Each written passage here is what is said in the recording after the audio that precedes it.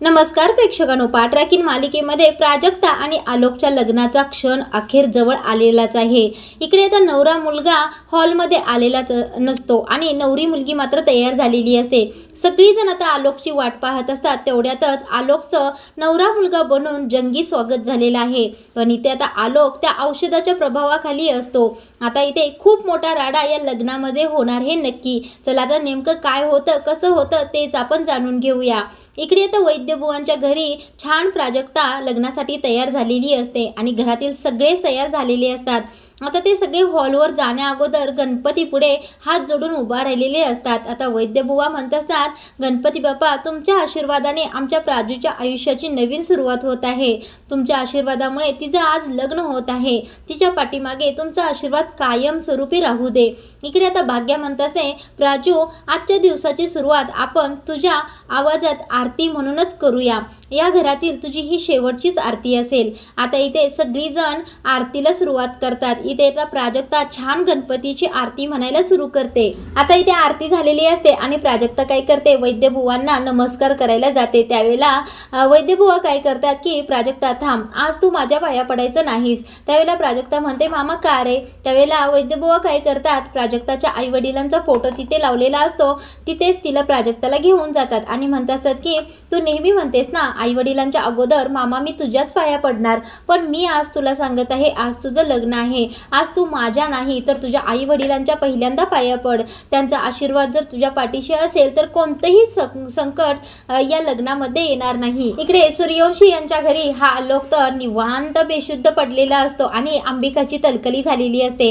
आलोक आलोक उठणारे उठणारे असं करून अंबिका उठवायला लागलेली असते, पण आलोकचं एक नाही दोन नाही, आलोक काही डोळे उघडतच नाही। तेवढ्यातच सुलक्षणा येते आणि म्हणत असते, अगं अंबिका, काय झालं, आवरलं का तुझं? त्यावेळेला अंबिका म्हणत असते, जाऊबाई माझं तर आवरलं आहे, पण आलोक उठतच नाही आहे। त्यावेळेला सुलक्षणा म्हणत असते, असं कसं उठत नाही बरं तो? आता अंबिका म्हणत असते, अहो जाऊबाई बघा ना, डॉक्टरांनी सांगितलंय तेवढंच औषध मी याला दिलं आहे आणि औषध दिल्याबरोबर हा झोपलाय, तो उठतच नाही आहे, अजिबात हो देत नाही आहे, किती हाका मारल्या तरी उठत नाही। आता काय करायचं हो जाऊबाई? आता इथे या दोघींच्या चर्चा चाललेल्या असतात। तेवढ्यातच सत्यम, श्रेयश आणि ही प्रीती तेथे येतात। आता सत्यम म्हणत असतो, चला चला आवरलंय का, आपल्याला निघायचं आहे पटकन। त्यावेळेला श्रेयश आता आलोकला झोपलेलं पाहतो आणि म्हणत असतो, हे काय, आलोक अजून झोपला आहे? प्रीती म्हणत असते, हे काय चाललंय बरं, आम्ही लग्नासाठी एवढे छान तयार झालोय आणि आलोक भाऊजी अजून झोपलेच आहेत। त्यावेळेला सुलक्षणा म्हणत असते, थांबा सगळ्यांनी, गोंधळ करू नका। आता ही प्रीती शांत बसत नाही। त्यावेळेला म्हणत असते की, मोठी आई, तुम्ही काय आलोक भाऊजींचं असं बेशुद्ध अवस्थेमध्ये लग्न लावून देणार आहात का? त्यावेळेला सुलक्षणा प्रीतीला ओरडत असते, म्हणत असते, प्रीती उगच तुझं डोकं चालवू नकोस, थोडी शांत बस ना तू। त्यावेळेला सत्यम म्हणत असतो की, काय झालं आहे नेमकं आलोकला, आलोक अजून का झोपला आहे? त्यावेळेला सुलक्षणा म्हणत असते, भाऊजी काही सुद्धा झालेलं नाही, रात्री उशीरपर्यंत तो पेंटिंग करत होता ना, म्हणून आता त्याची झोप लागली आहे, लगेचच उठेल आता आणि लगेचच आवरेल। आता इथे सुलक्षणा प्रीतीला म्हणत असते की, प्रीती समर समारंभाचं आवरलं आहेस का, आपल्याला निघायचं आहे। त्यावेळेला प्रीती म्हणत असते, हो मी त्या दोघांचं आवरलं आहे, पण मला असं वाटलं होतं की त्यांच्या काकाचं लग्न आहे ना, म्हटल्यावर मुलांना सुद्धा आपण सोबत नेलं असतं तर। त्यावेळेला सुलक्षणा आता प्रीतीला म्हणत असते, त्याचं काय आहे प्रीती माहिती आहे का, तू आणि श्रेयश एकदम लहान मुलांसारखेच वागतात बघ, आणि त्या समर समारंभाला जर संघ घेतलं तर 4-4 मुलं होतील ना लहान, मग कोणाला म्हणून सांभाळायचं, म्हणून म्हटलं त्या दोघांना घरीच ठेव। आता इथे सुलक्षणा सगळ्यांना हॉलवर निघायला सांगत असते, पण आता सत्यम मात्र आलोककडे बघूनच पण म्हणत असतो। आता सुलक्षणा म्हणत असते, पण वगैरे काही नाही, चला आपल्याला उशीर होतोय। आता हे तिघेजण बाहेर जातात। त्यावेळेला सुलक्षणा अंबिकाला म्हणत असते, अंबिका आलोकला काही कर आपण उठव। त्यावेळेला अंबिका म्हणत असते, अहो काय करायचं जाऊबाई, कसं उठवायचं? त्यावेळेला आता सुलक्षणा म्हणत असते, काहीही कर, पण त्याला उठवून लवकर आवरून हॉलवर घेऊन ये, तोपर्यंत मी पुढचं सांभाळते, असं म्हणते आणि सुलक्षणा तेथून निघून जाते। आता इकडे सुलक्षणा गेल्यानंतर अंबिका पुन्हा आलोकला उठवायला लागते, आलोक आलोक उठणारे उठणारे, एवढी सगळीजण इथे बोलत होती, दंगा करत होती, पण आलोक थोडा सुद्धा हल्ला नाही। काय झालं असेल बरं ह्याला, या विचारात आता अंबिकाला खूप टेन्शन आलेलं असतं। इकडे आता वैद्यबुवा प्राजक्ताला म्हणत असतात की प्राजक्ता तुझ्या आई वडिलांना नमस्कार कर, त्यांचा आशीर्वाद घे. त्यावेळेला फोटोकडे बघूनच वैद्यबुवा म्हणत असतात कविता आणि भाऊजी तुमच्या मुलगीचं आज लग्न आहे, तिला भरभरून आशीर्वाद द्या. आता इकडे वैद्यबुवा पुन्हा भावनिक झालेले असतात. ते म्हणत असतात आज खरा तर अधिकार कन्यादानाचा तुमच्या दोघांचा आहे. म्हणजे फोटोकडे बघून म्हणत असतात बहिणीला आणि भाऊजीला. आता त्यावेळेला वैद्यबुवा म्हणत असतात तुमच्या दोघांचा अधिकार आहे, पण तो अधिकार आज मला मिळाला आहे. आज मी नशीबवान आहे की मी प्राजक्ताचं कन्यादान करणार आहे आणि आज प्राजक्ताला दिल्या घरी सुखी राहा म्हणण्याची वेळ आली आहे. आता वैद्यबुवा म्हणत असतात तुम्ही दोघे कुठेही असा पण तिथून प्राजक्ताला अगदी भरभरून आशीर्वाद द्या, तिच्या आयुष्याचं सोनं होऊ दे. असं म्हणतात की आपल्या माणसांचे आभार मानू नयेत, पण मी आज आभार मानणार आहे. तुमची सोन्यासारखी लेक माझ्या पदरामध्ये टाकलीत आणि माझ्या आयुष्याचं सोनं केलं आणि मला खात्री आहे माझी प्राजू ज्या घरामध्ये जाईल त्या घराचं सुद्धा सोनंच करून टाकील. आता वैद्यबुवा सगळ्यांना म्हणत असतात की चला आता आपली निघण्याची वेळ झाली आहे, आपण सगळ्यांनी निघूया. आता इकडे चारू काय करते, भाग्याला म्हणत असते मंडोळी बांध. त्यानंतर भाग्या लगेच प्राजक्ताला मंडोळी बांधते. आता भाग्या पाहते तर काय प्राजक्ताने खूप टेन्शन घेतलेलं असतं, म्हणून तिला म्हणत असते प्राजू अजिबात टेन्शन घ्यायचं नाही हां, टेन्शन आल्यानंतर काय म्हणायचं टेन्शनच्या नानाची टांग असं म्हणून भाग्या आता पुन्हा प्राजक्ताशी निरोप घेत असते. आता इथे प्राजक्ता भाग्याला देवाऱ्यासमोर नेते आणि तिथे कळस सजवलेला असतो तो भाग्याच्या हातात देत म्हणत असते की आज तुला करवलीचा मान आहे. नाही नाही करवलीचा नाही, फक्त तू तर माझी पाठराखीण आहेस, आज तुझा मान पाठराखणीचा आहे. त्यावेळेला वैद्यबुवा म्हणत असतात भाग्या आज खरी ती वेळ आली आहे खरी पाठराखीण होण्याची आणि तू खरोखर प्राजक्ताची पाठराखीण हो.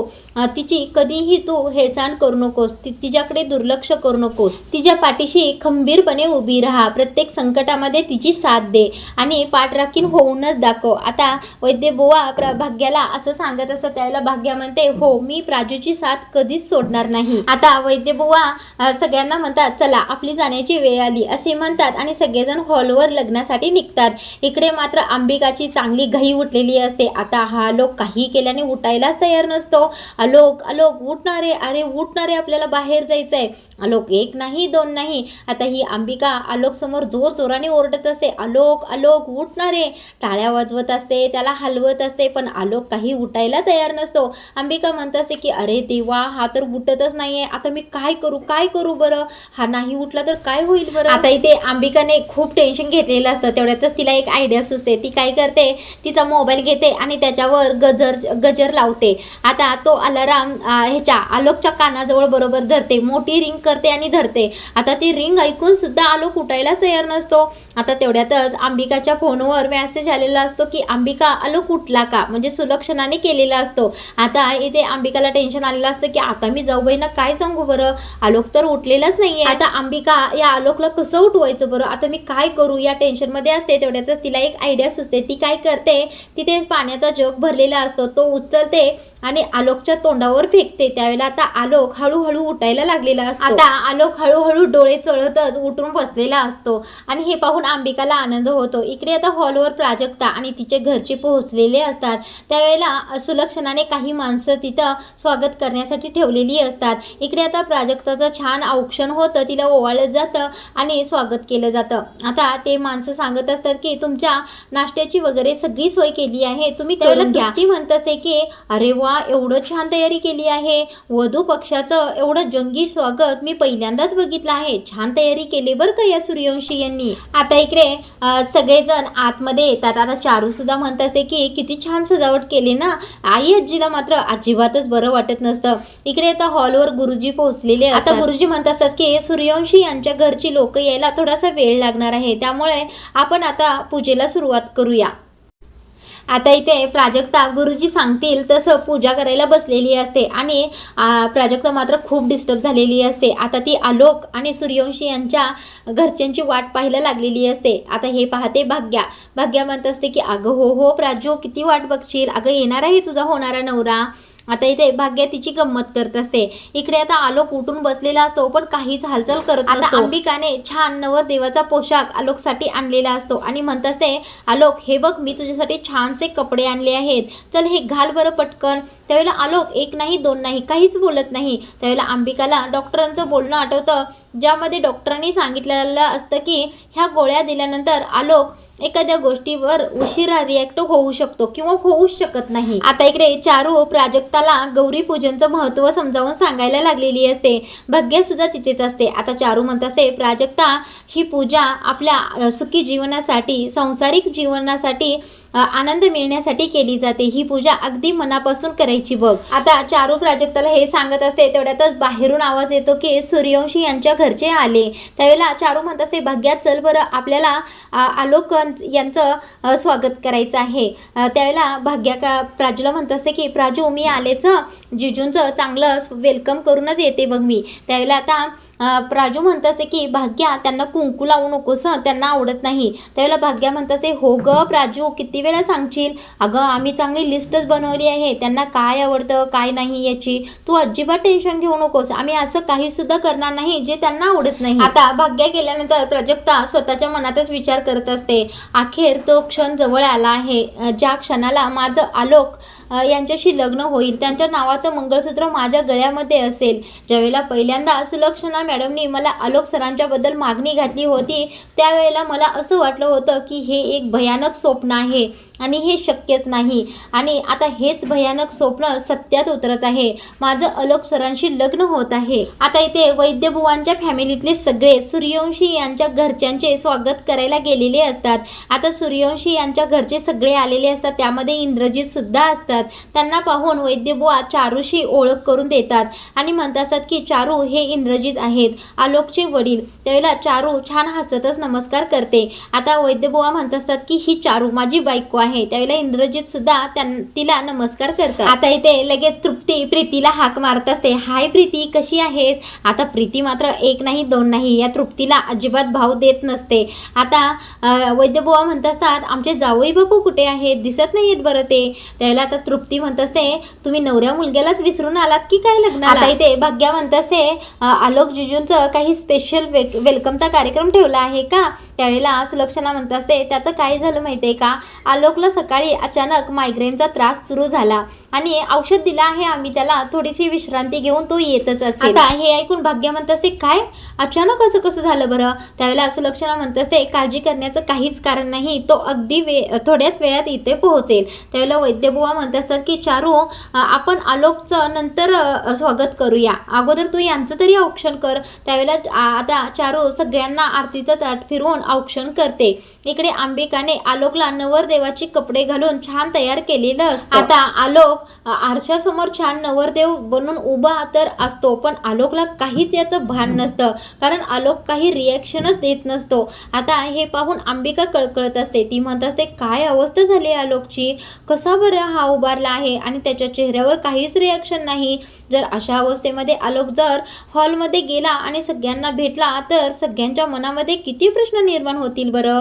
आता इकडे श्रेयश प्रीतीला हॉलमध्ये म्हणत असतो की काय प्रीती, कसं वाटतंय, लग्नाचा बँड वाजणार नाही हे तर आपल्याला नक्की माहीत आहे, पण सुलक्षणाच्या सगळ्या प्लॅनिंगचा बँड वाजणार हे मात्र नक्की. आता इथे श्रेयश म्हणत असतो, मोठ्या आईचं तोंड बघ ना, अगदी बघण्यासारखं झालं आहे.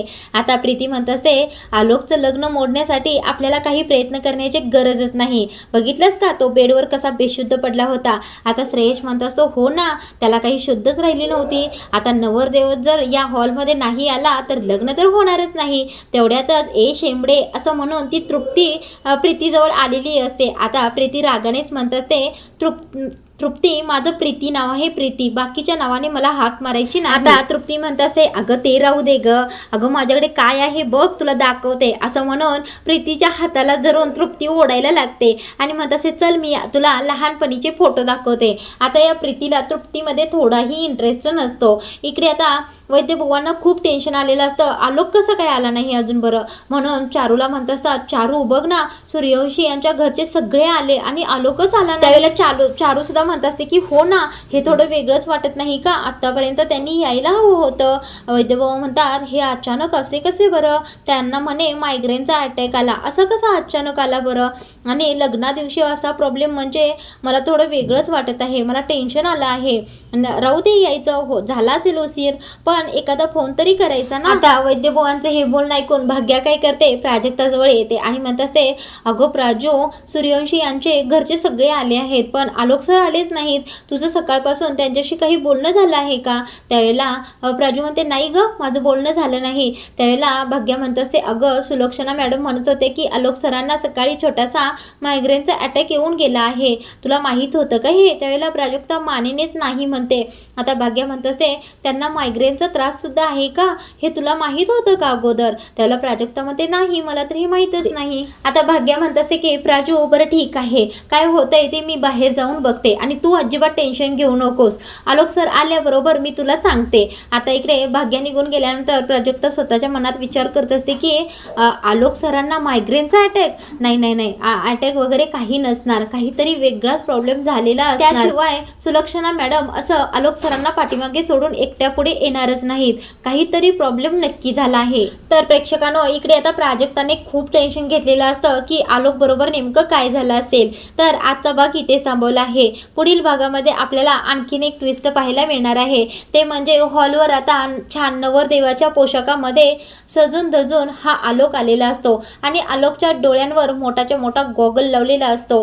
आता आलोकला आलेलं पाहून भाग्या खुश होते आणि प्राजक्ताला सांगत असते की प्राजू, आला बाई तुझा होणारा नवरा, छान डोळ्याला मोठा गॉगल लावला आहे बघ, खूपच हँडसम दिसत आहे।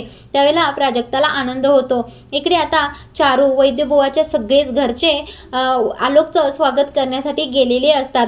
त्यावेळेला आलोक एखाद्या दगडाप्रमाणे, मूर्तीप्रमाणेच असा स्तब्ध उभारलेला असतो, काही सुद्धा रिॲक्शन देत नसतो। आता वैद्यबुवा म्हणत असतात की आलोक, तुमची तब्येत कशी आहे? आता डोकं दुखायचं कमी आलंय का? बोला ना काहीतरी, असे शांतच का उभारलाय बरं तुम्ही? हे काहीच कसं बोलत नाहीत बरं? असा प्रश्न आता वैद्यबुवांना पडलेला असतो। तर प्रेक्षकांनो, इथे सुद्धा आता सुलक्षणा मॅडम काहीतरी खोटंच बोलणार असणार। आता पुढील भागामध्ये आपल्याला हेच पाहायला मिळणार आहे की आलोक आणि प्राजक्ताचं लग्न नेमकं होतं तरी कसं। तर आपल्याला या मालिकेचा एक जबरदस्त प्रोमो सुद्धा पाहायला मिळालेला आहे, तो म्हणजे आलोक आणि प्राजक्ताचा लग्नाचा विधी सुरू असतो, अक्षता सुरू असतात। त्याच वेळेला रस्त्यावरून सायलेन्सर वाजतच एक गाडी जाते आणि त्या सायलेन्सरचा आवाज ऐकूनच आलोक खूप हायपर झालेला आहे आणि आलोकचा राग अनावर होतो आणि तो त्याचा राग बाहेर काढतो आणि भर मंडपामध्ये, हॉलमध्ये लग्नाच्या वेळेलाच त्याचा राग तो दाखवतो। म्हणजे इकडे तिकडे फेकाफेकी सुरू करतो, मारामारी सुरू करतो। आता आलोक कोणालाही आटपत नाही। सुलक्षणा मॅडम, अंबिका, घरचे सगळेच आलोकला सावरण्याचा प्रयत्न करत असतात, पण आलोक काही केल्याने ऐकतच नसतो आणि आलोकचं अखेर सत्य, खरं रूप वैद्यबुवांच्या समोर आलेलं असतं। आता आलोकचं हे भयानक रूप पाहून वैद्यबुवा चांगलेच हादरतात। भाग्याला सुद्धा खूप मोठा धक्का बसतो, पण प्राजक्ताला हे सगळं माहीत असतं। आता इथे वैद्यबुवा खूप मोठं पाऊल उचलतात, ते डायरेक्ट प्राजक्ताच्या हाताला धरतात आणि तिला मंडपामधून खेचून नेत असतात की अशा मुलाशी लग्न करण्याची काहीच गरज नाहीये, प्राजू चल माझ्याबरोबर। त्यावेळेला प्राजक्ताने खूप मोठं पाऊल उचललेलं असतं, ती मामाच्या विरोधात जाते आणि म्हणते की मला आलोक सरांशीच लग्न करायचं आहे आणि ते मी करणारच। तर प्रेक्षकांनो, इथे आता पुढं काय होणार आहे ते आपल्याला येणाऱ्या भागांमध्येच पाहायला मिळणार आहे।